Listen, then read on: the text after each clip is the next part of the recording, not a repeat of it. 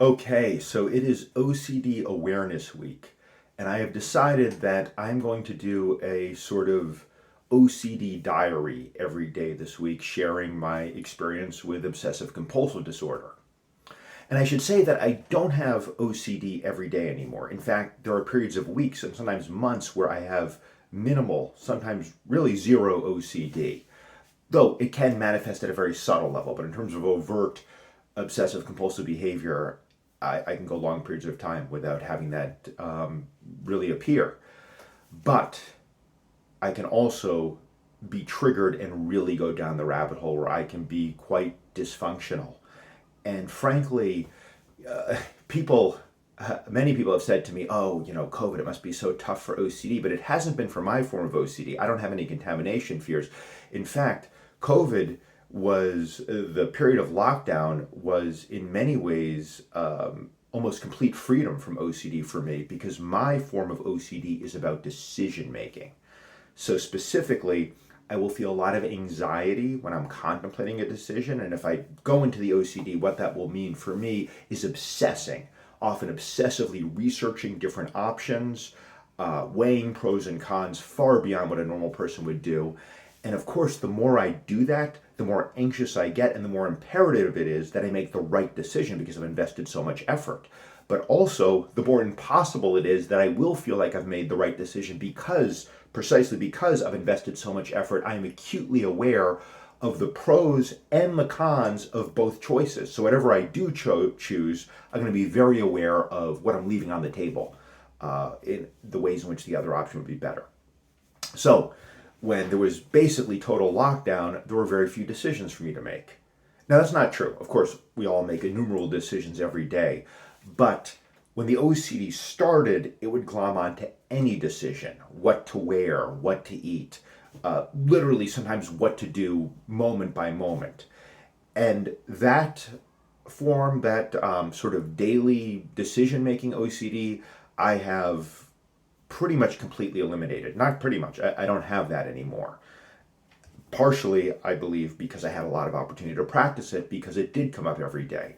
Where the OCD manifests for me now is in a very specific domain, but one that comes up unusually often for me given my life. I don't have a day job, I travel for work.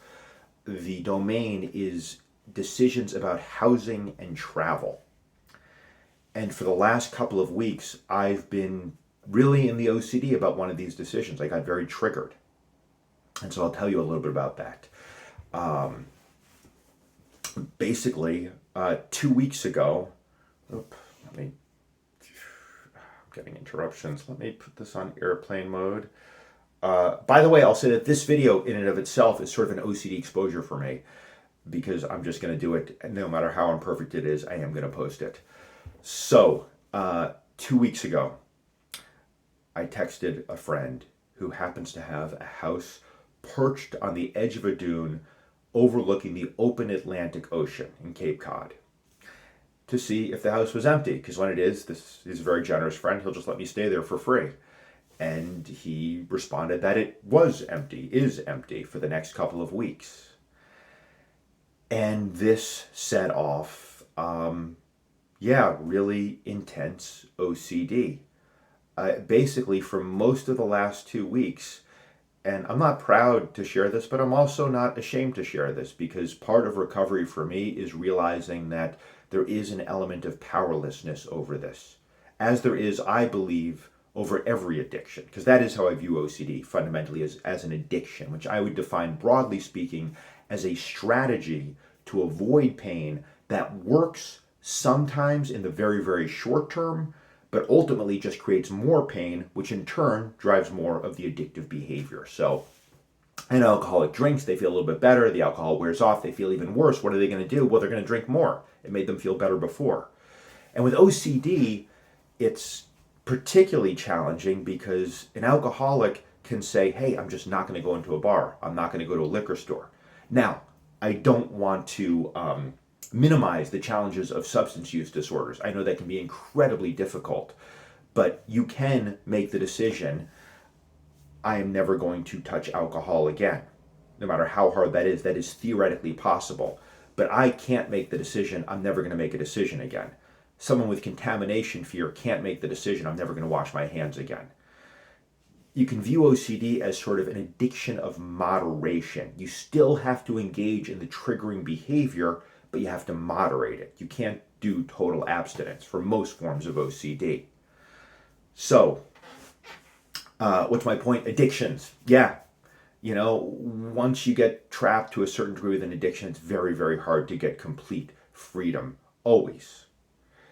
And so I can still get trapped. And, if I was doing this a month ago, I'd be talking about how much freedom I felt. And in this moment, I do feel some freedom, and I'll get to that. But if I did this 2 days ago, you would hear how utterly and totally trapped I was, because 2 days ago I was utterly and totally trapped. So 2 weeks ago, friend says the house is available, and I started obsessing. And the reason, it's very seductive, OCD. Of course, I know this is my biggest trigger. And I know the way to recovery for me is making decisions quickly and sticking with them no matter what. But I didn't do that in this case. I started contemplating. I started researching, particularly doing a lot of obsessive research about the weather, by which I mean having multiple browser windows open side by side with weather.com, AccuWeather.com, and weatherunderground.com, looking at the 10-day forecast, the hourly forecast, then doing sometimes what I guess I'd call meta research, looking into, okay, which one of these sites is actually the most accurate. And by the way, I've done this before. I've search queried weather.com versus AccuWeather.com dozens of times, because again, when I get into these housing travel decisions, often weather feels like a very significant factor. That's a key phrase, feels like. This stuff feels incredibly real and incredibly important to me when I'm in it. Of course, there's an awareness that the most important thing, the right decision, is just making a decision quickly and letting go, because that's how I get freedom from the OCD. I am well aware that it would be infinitely better to make the quote-unquote wrong decision quickly and move on with my life than to spend a week and make the right decision. Of course, that entire way of looking at it is inherently OCD. There is no clear right or wrong decision with these decisions that I have OCD about.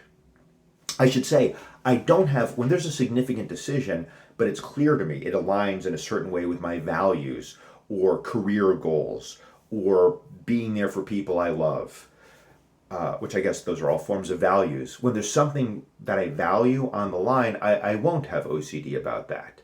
Where it really gets me is these decisions that are often about comfort, optimizing, and whether to go to Cape Cod for a couple of weeks clearly fell into that bucket. And I really went down that rabbit hole.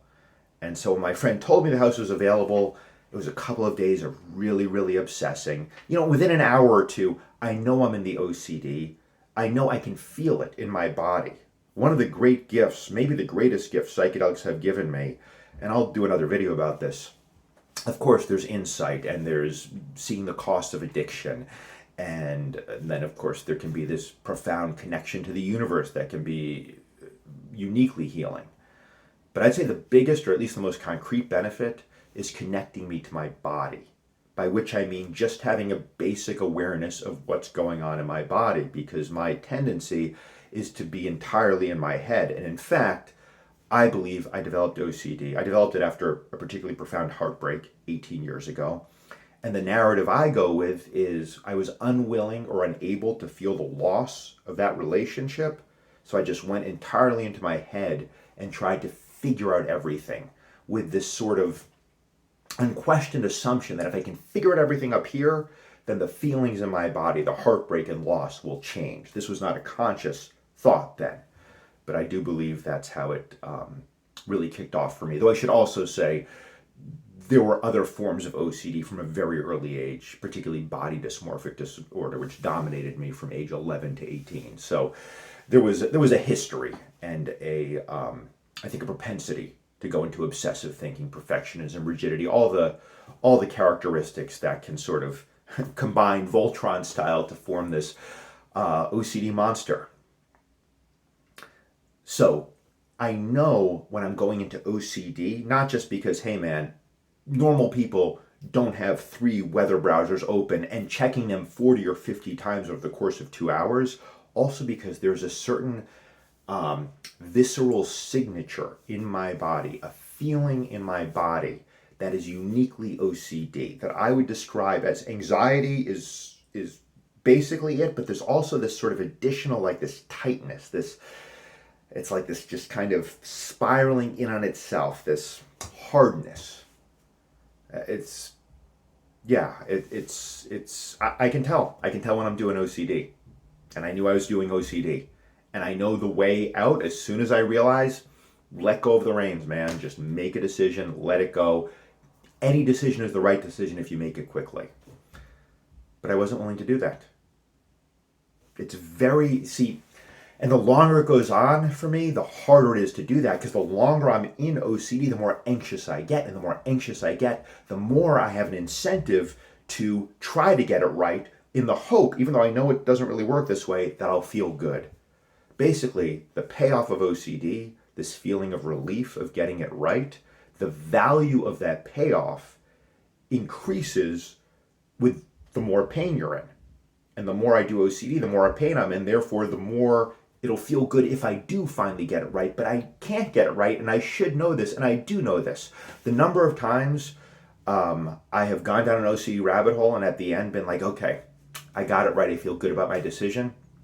Zero. Oh, I get that a little bit. That's sort of the thing that keeps me going, is I will get these little hits of, oh yeah, this feels right. But it doesn't last. It doesn't last. Once I've ramped myself up, I've sort of gotten myself into the state of acute anxiety and obsessiveness, my mind is not going to settle on, oh yeah, you got this one right. You can relax and feel good about it for more than a minute or two before it's like, well, wait, did you get it right?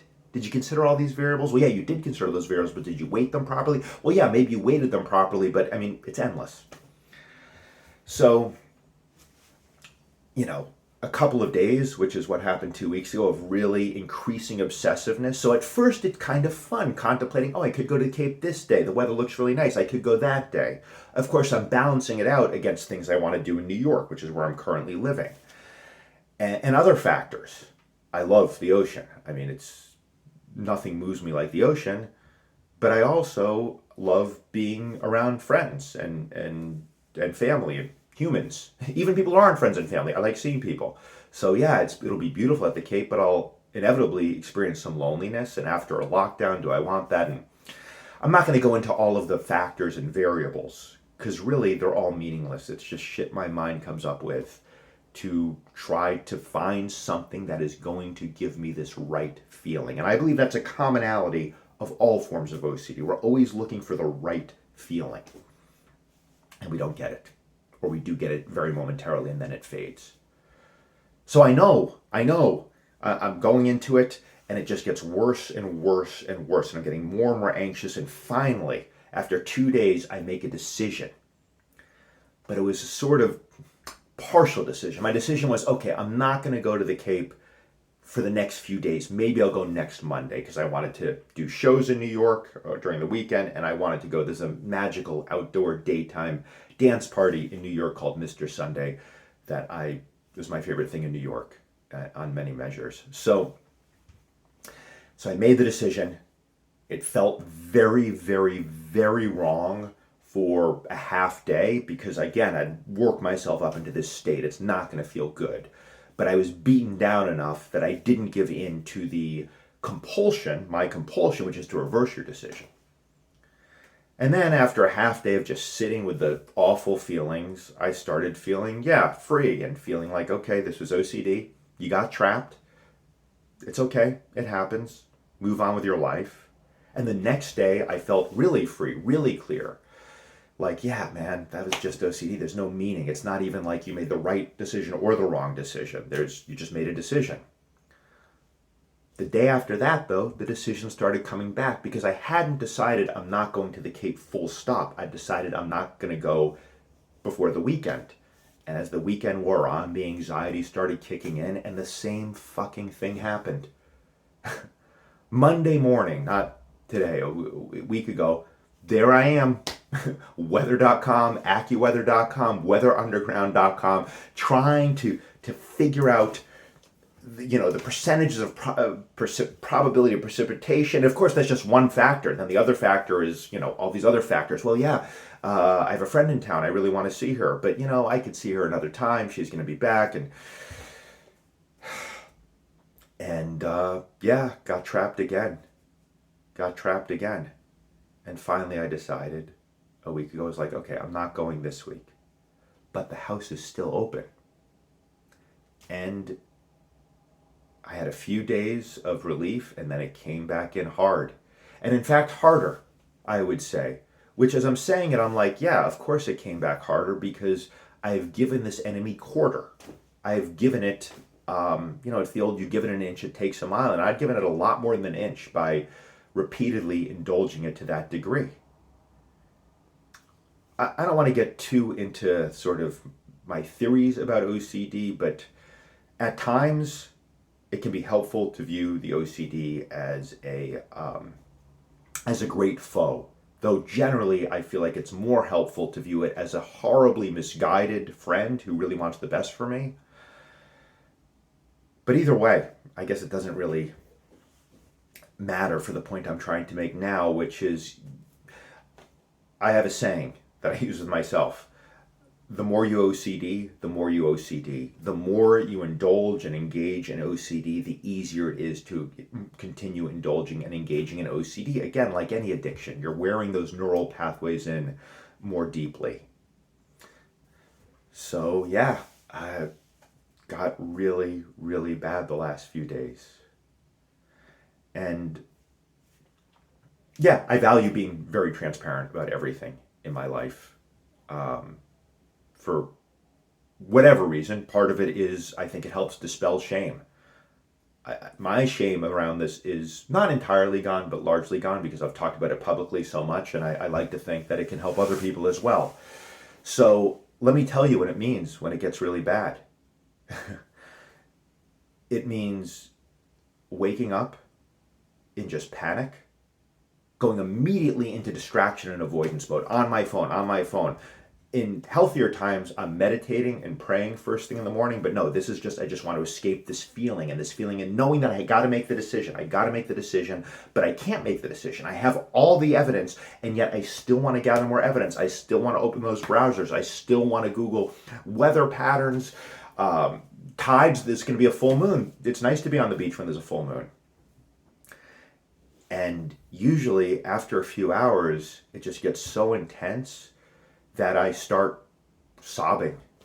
That's a relatively new thing for me, not crying. Crying is actually, I would say, another gift of psychedelics. I hadn't cried for many, many years. And two things that pretty much always happen to me on a trip is I'm gonna dance, even if there's no music, even if I'm in public, I'm gonna, move my body. And I'm almost certainly going to cry, and it's often the best part of the trip. But this sobbing at the peak of this OCD panic, sometimes there's a release, but it's more just this abject hopelessness, just feeling totally broken because I know what I need to do to get freedom. And yet I'm unable or unwilling to do it.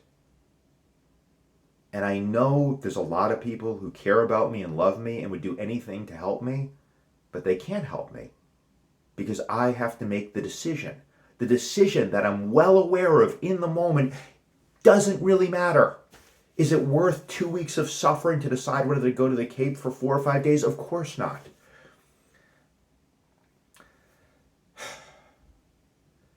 And so yeah, I did decide I'm going to the Cape. I got to my parents' place today as a sort of intermediate stop, and because I want to see them, and my sister and brother-in-law and my 2 nephews and 1 niece live in a 2-family house, and it's a magical place. And that was part of why I wanted to come here. I felt like, yeah, I just need some, homegrown TLC. So I'll be here for a day, then I'll go to the Cape for a few days. And I feel good right now. I mean, I feel good about the decision, though again, it would have been fine if I'd made another decision. The often on the other side of an OCD bender, which is what I would call this, an OCD binge, a crisis, there is an increased feeling of freedom, because I said at the beginning that there are days, weeks, months with no OCD, and that is true, but I have a lot of OCD adjacent traits that manifest on a daily basis. Perfectionism is a big one, and one that, by the way, drastically constricts my creative output. Which is why one reason I guess I want to do this video is just put stuff out there, even if it's not perfect. So the point being that when I've really gone to the mat with OCD, and when I go to the mat with OCD, I lose 100% of the time. When I get my ass fucking handed to me by the OCD, I'm very humbled, and coming out of that, I can see even the more subtle OCD manifestations like perfectionism very clearly, and I am willing to abstain from even those because the pain of giving into the OCD is so fresh. So I'll be going to the Cape tomorrow. I'm excited about it. I also know I know what my OCD is going to do. Basically, if I'm enjoying it there, which I hope and expect to, then my mind will be like, oh, we should have gone sooner, man. You could have been here for 2 weeks instead of 3 nights. And that's a way that my OCD can make a beautiful present moment on a beautiful beach in Cape Cod pure hell if I engage those thoughts. So the key for me is not fighting those thoughts, because my temptation when the thought comes in like, oh, you should have come here earlier, you made a mistake, is to engage it either by arguing with it, like, well, no, I didn't really make a mistake because I actually had a great time in New York when I was there. I mean, despite the OCD, I did have some good experiences, especially the dance party this Sunday. It was amazing. Or I will believe my mind and I will start to feel distraught that, oh God, I made a mistake. And of course, that feeling of making a mistake just drives further OCD, because it reinforces this narrative that, hey, it's really important you make the right decisions. Because if you make the wrong decisions, one, you'll have a suboptimal experience, which for whatever reason my mind has decided is intolerable.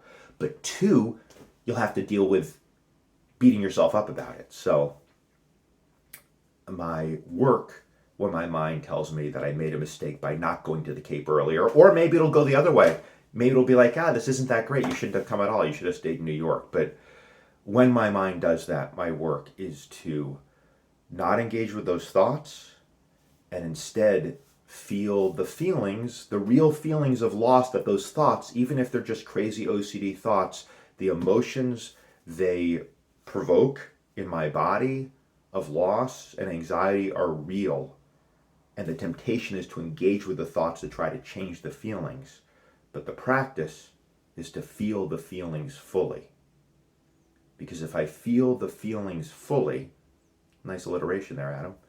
If I feel the feelings fully, now I'm thinking if I can extend the F alliteration. If I feel the feelings fully, then that cuts off the OCD's fuel line effectively. The OCD wants to make me feel good in its very misguided way, but if I'm willing to feel bad, then the OCD kind of has to throw up its hands for a little bit. Then it'll often find a new angle. So yeah, I'm grateful.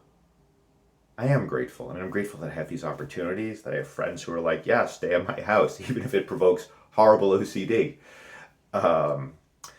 And I'm grateful that, yeah, I mean, I can clearly still struggle and suffer a lot, but things are a lot better. It's been, 12 years that I've really been focusing on recovery. So this is my OCD journal, day one of my OCD Awareness Week. All right.